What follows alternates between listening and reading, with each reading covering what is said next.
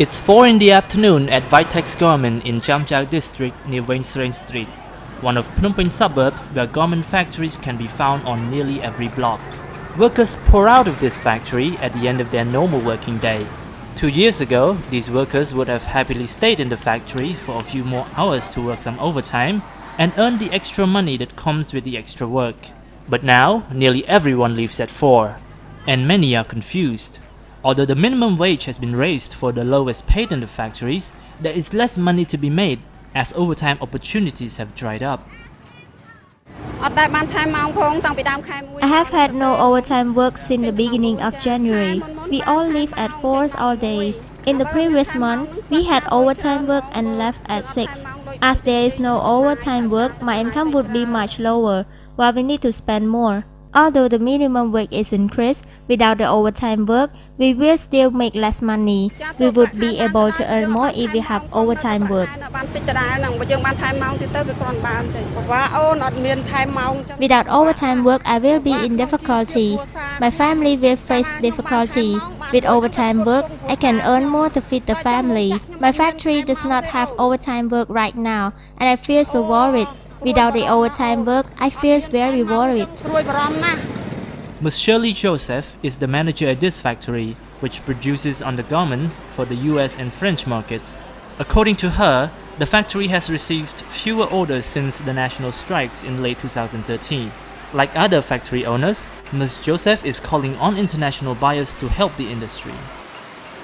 You see, like, we are an investor. We've come here to provide jobs, and it's a bit sad that due to the higher wages, the buyer and the factories cannot decide on the right price.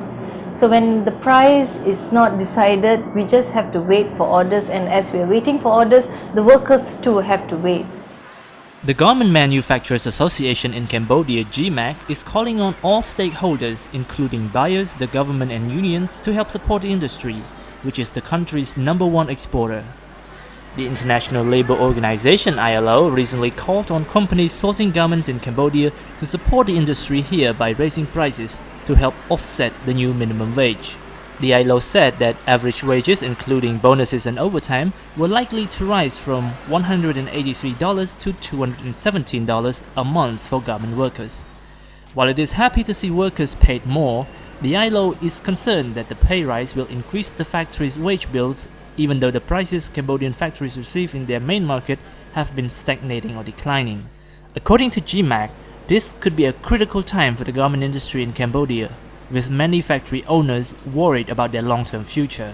GMAC says the government needs to help restore confidence in Cambodia's garment industry by getting tougher on illegal strikes and by rationalizing the trade union movement, which currently numbers more than 3,500 separate unions, some with as few as 3 members.